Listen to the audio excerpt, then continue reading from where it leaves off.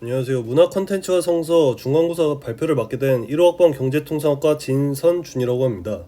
저는 이번에 구역의 뒷골목 풍경 7장에서 다루고 있는 이스라엘의 결혼 풍습에 대해서 강의를 진행하려고 합니다. 강의는 고대 이스라엘의 결혼 풍습, 구약 성경에서의 결혼제도 유형, 구약 성경에서의 결혼과 관련된 제도, 현대 이스라엘의 결혼의식 총 4가지 파트로 이루어져 있습니다. 가족은 이스라엘 사회의 기본 단위였습니다. 이런 대가족을 이루기 위해서는 당연히 가정들이 가족 안에서 새롭게 만들어져야 했고, 가정을 이루기 위해 거쳐야 할 과정이 바로 결혼이었습니다. 성경은 우리에게 결혼이 하나님이 만드신 제도이며 너무나 소중한 것으로 말해주고 있습니다. 성경에 나타난 결혼 제도를 살펴보면 보편적인 결혼 형태인 일부일처에 얽매여 있지 않고 다양하고 복잡한 결혼 풍습이 나타나고 있음을 알 수 있습니다. 이스라엘의 결혼 풍습은 대체로 3가지 유형으로 나타납니다. 첫째, 장자권. 장자권은 가정의 재반 권한을 장자가 행사하고 있음을 의미합니다. 구약에서 리브가가 결혼할 때 그녀의 오빠 라반이 아버지 부두엘이 생존해 있음에도 불구하고 동생의 결혼을 주관한 것을 볼 수 있습니다. 또한 야곱의 딸 디나가 세겜성의 구경을 갔다가 추장 하몰의 아들 세겜에게 강간을 당하게 되는데, 이 사실을 접한 디나의 오빠들이 부친인 야곱에게 상의하지 않고 세겜성의 남자들을 학살하는 일이 벌어집니다.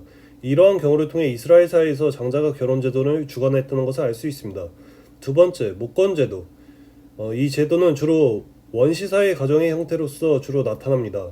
이 제도의 특성은 어머니가 가정과 가족의 권리를 주장하고 행사하는 것이 아니라 친척 관계가 모계를 통해 결정되고 모계의 혈통에 상속권을 부여한다는 의미입니다. 대표적으로는 삼손의 경우를 생각해 볼 수 있습니다. 삼손의 아내는 결혼 후에도 자신의 시족 안으로 남편을 채용하는 모습을 보여주고 있습니다. 하지만 성경에서 목권제도는 매우 특수한 경우로 등장하며 주로 이스라엘의 가족 구조는 북권제도임을 밝히고 있습니다. 세 번째, 북권제도. 북권제도란 족보가 언제나 부계를 따라 서술되고 있고, 시형제 결혼제도에 있어서도 가까운 친척을 볼 때 모계보다는 부계 쪽의 친척을 순서로 나열합니다. 이러한 북권은 아내와 자녀들에 대해 정권을 소유하고 있고, 결혼한 자녀들이라 할지라도 아버지의 집에서 함께 생활할 을 경우 모든 권한이 아버지에게 포함되는 것을 보여주고 있습니다.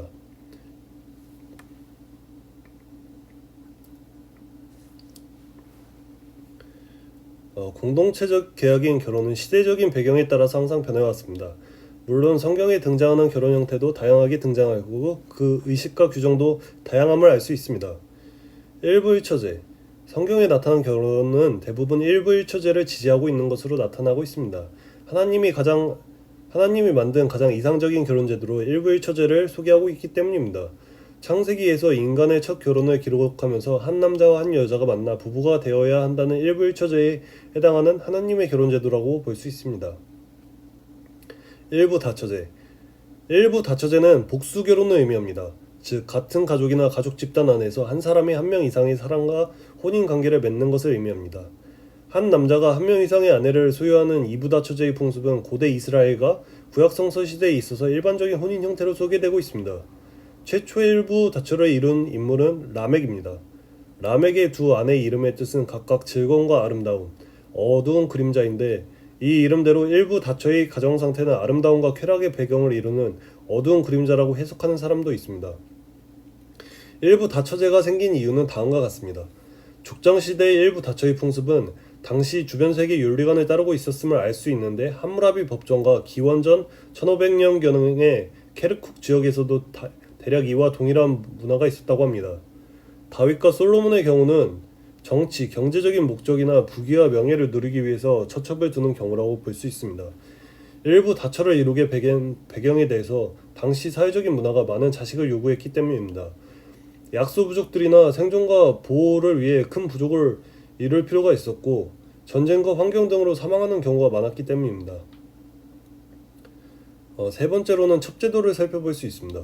첩이란 법적으로 아내가 아니면서 그와 함께 사는 여자를 말합니다. 주로 전쟁에서 사로잡은 노예, 돈을 주고 산 경우, 왕들 사이에서 선물로 거래되는 경우, 가난 때문에 첩이 되는 경우가 있습니다. 첩을 두는 이유는 많은 자녀를 두기 위해서 아내를 맞이했지만 본부인이 아이를 갖지 못하는 경우나 본처가 딸만을 낳은 경우, 일찍 결혼한 여인들이 노쇠하여 미모가 사라질 때의 경우 등입니다. 성경에는 첩의 경우가 다양하게 등장합니다. 족장시대는 야곱, 사사시대는 기드온, 왕정시대는 솔로몬과 르호보암이 첩을 두었습니다. 네 번째로 동족혼. 동족혼은 다른 말로 종례혼이라고도 합니다. 이 말은 결혼한 남녀가 배우자를 찾거나 선택할 때 자신이 소속하고 있는 부족이나 친족 집단에서 배우자를 선택하는 것을 말합니다. 동족혼의 경우 대표적인 경우가 아브라함인데 그의 아내 사라는 엄격히 아브라함의 이복누이였음을 알 수 있습니다. 다른 예시로는 나홀과 그의 조카 밀가와 결혼했고 이삭은 그의 외삼촌인 딸인 리브가와 결혼했고 이삭의 아들 야곱 역시 그의 외삼촌의 딸인 레아와 라헬과 결혼했습니다. 또한 모세의 부친인 아므람은 그 아버지 형제인 고모와 결혼을 했고 갈렙은 자기 딸 악사를 동생 온니엘 사사에게 주었습니다. 동족혼이 생긴 이유에 대해서는 가족의 재산이 낯선 집안으로 넘어가는 것을 막기 위해 생겨난 결혼관습이라고 추정이 됩니다. 다섯 번째, 조계혼. 조계혼이란 결혼할 배우자를 같은 동족에서 찾지 않고 다른 지역, 다른 종족에서 배우자를 찾는 것을 말합니다. 성경 속에서는 조계혼을 금지했습니다. 조계혼을 금지한 이유로는 종례혼의 규범이 존재했고 다른 부족과의 불화가 그 구성원 간의 혼인을 금지하는 형태로 나타난 것이며 종족 간의 종교적 차이도 찾아볼 수 있습니다. 또한 자기 종족의 혈통의 순수성을 지키기 위했고 정치적인 원으로 타 종족으로부터 자신의 종족을 보존하기 위해 외부 세계와 분리하고자 하는 데서 비롯되었습니다. 재산과 전통을 지키기 위해서 조계혼을 금지한 것으로 보입니다. 이러한 이유에도 불구하고 구약에서는 헷조 속의 두 여인과 결혼을 했고 요셉은 애굽에 거주할 때 그 나라 여인과 결혼했으며 모세는 미디안 여인과 결혼을 했습니다. 율법에 명시된 금원의 규정을 어긴 사람들은 대부분 이스라엘의 순수한 혈통이 침해받았음은 물론 이스라엘의 종교적인 신앙도 위험에 빠뜨리게 되었음을 알 수 있습니다.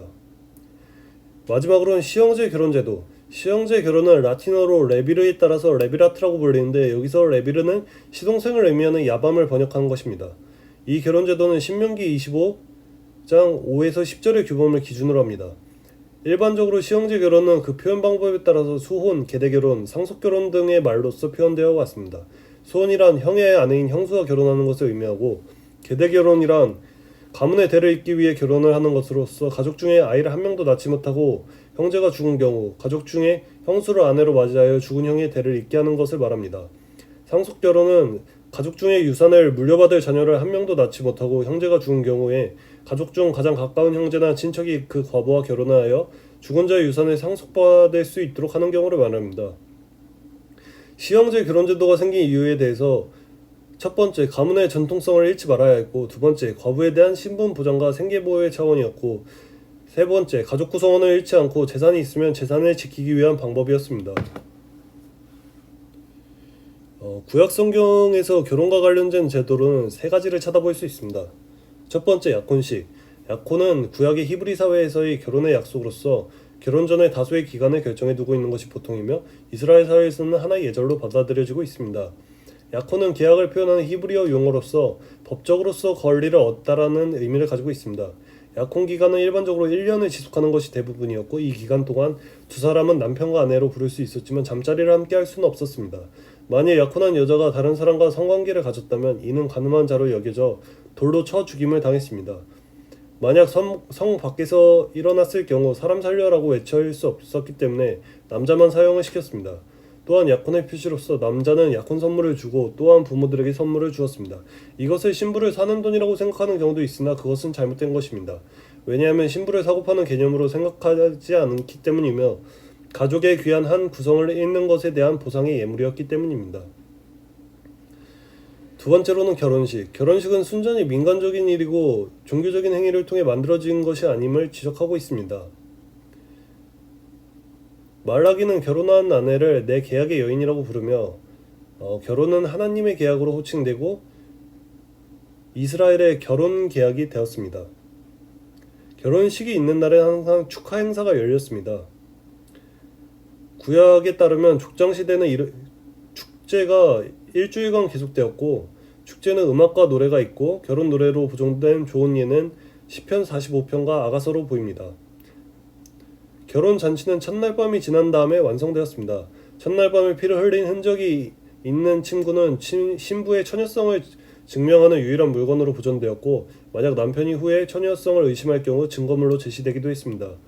첫날 밤을 보낸 신랑 신부는 계속되는 잔치에 참여하며 하객들과 함께 즐거운 시간들을 가졌으며 관습에 따라서는 갖가지의 씨앗과 과일들을 신랑 신부 앞에 던졌습니다. 미신에 가까운 이 관습은 그들이 건강하고 귀여운 아이를 갖기를 바라는 마음에서 비롯되었다고 합니다. 이와 비슷한 결혼식 풍습은 팔레스타인의 시리아에서도 발견되고 있습니다. 결혼식의 행렬, 결혼식의 노래, 신부의 너울 등이 바로 그것입니다. 결혼식의 행렬에서는 자주 칼을 하나 들고 가면서 신부는 춤을 추게 됩니다. 이러한 칼춤은 아군을 잘라버리고 귀신들을 쫓아버린다는 예방적인 효과로서 표현되기도 했습니다. 세 번째 제도, 이혼. 남편은 자기 아내를 내쫓을 수 있었습니다.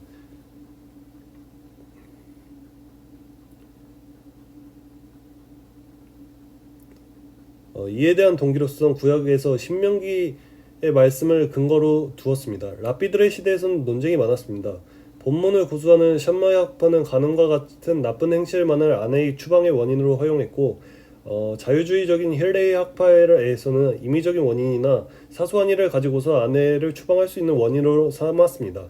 아내를 추방하는 형식은 간단했습니다. 남자는 자기가 결혼을 체결할 때 선포했던 말과 정반대의 표현을 선포하면 됩니다. 남편의 권리들은 율법에 의해 약간만 제한되었습니다. 자기의 아내가 결혼할 때 이미 처녀가 아니었다고 부당하게 허물을 뒤집어 씌운 남편은 결코 그 아내를 다시 추방할 수 없었습니다. 처녀를 강간했다가 꼼짝없이 결혼하게 되었던 남편에게도 다시는 아내를 추방할 수 없는 제한이 해당되었습니다. 현대 이스라엘의 결혼식은 어느 결혼식과 마찬가지로 매우 즐겁고 인상적인 모습을 가지고 있습니다. 이스라엘 사람들은 오랜 시간 동안 나름의 관습과 전통을 가지고 있었습니다. 탈무드에서는 세 가지 행위에 의해 결혼이 성립되었다고 가르칩니다. 첫 번째, 동거. 두 번째, 결혼 증서를 주고받는 행위. 셋째로 남녀간의 정표가 되는 물건을 주고받는 행위입니다. 이 세 가지 중 한 가지만이라도 충족되면 결혼을 이루기 위한 최소한의 여건을 갖춘 것으로 봅니다. 유대인들은 결혼을 앞둔 신랑에게 결혼식 전 유대인의 안식일 아침 예배 때 토라를 읽는 특권을 허락합니다. 이때 토라를 읽고 내려오는 신랑에게 사탕이나 건포도를 던져 뿌리는 풍습이 있습니다. 이것은 신랑과 신부가 달콤하고 행복하게 살기를 기원하는 축복의 관습입니다. 결혼 반지는 아무 흠이 없는 금속으로 만들어진 것으로 보석이 박혀 있으면 안 됩니다.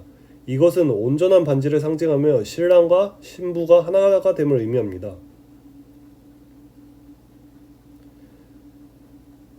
유대인의 결혼 예식은 후파라고 불리는 닷집 모양의 차양 밑에서 행해집니다. 신랑 신부의 친구들이 4개의 장대를 붙잡아 후파를 지탱하며 신랑 신부는 그 밑에 서서 결혼 예식을 진행합니다. 이러한 결혼식 전날 저녁부터 다음날 결혼 예식이 끝나기까지 경건한 마음으로 하루를 금식합니다. 이 이유는 결혼식 날은 신랑 신부의 과거의 모든 죄가 용서되는 날이며 동시에 완전히 새로운 삶이 시작되는 날이기 때문입니다. 결혼식 직전에는 약혼 증서를 주고받고 결혼 때는 결혼 증서를 줍니다. 이 증서는 바벨론 포로 시대에 그 기원을 두고 있는데 당시 결혼한 여인의 권리를 보호하고 결혼의 권위를 수호할 목적으로 만들어집니다. 결혼 증서가 준비되면 증서에 기록된 내용을 다 지킬 것인지 신랑에게 묻고 신랑이 대답하면 주례자에게 조그만 증거물을 받습니다. 신부가 결혼 준비를 하고 있을 때 신랑은 창세기 24장 60절을 낭독하게 되는데 이 전통은 야곱의 실수에 그 기원을 두고 있는 것입니다. 결혼식을 마치면 신랑과 신부는 함께 유리컵을 밟아 깨뜨립니다. 이유는 유대인의 성전이 파괴된 것을 애도하기 위함이며 조각난 유리컵이 다시 복구될 수 없듯이 그들의 결혼도 이제는 물을 수 없는 것임을 상기시키기 위해서입니다. 이 행위가 다 끝나면 미리 준비된 방에 들어가 약간의 휴식을 취합니다. 이 시간은 하루 금식 후 처음 음식을 먹는 시간이며 휴식을 통해 새 힘을 갖는 시간이기도 합니다. 이 시간이 지나면 음악이 나오면서 축하잔치에 들어가게 됩니다. 이 축하잔치는 보통 일주일 정도 한데 야곱의 레아와 결혼한 후 일주일 동안 잔치를 벌인 전통에 기인합니다. 준비한 강의는 여기까지입니다. 감사합니다.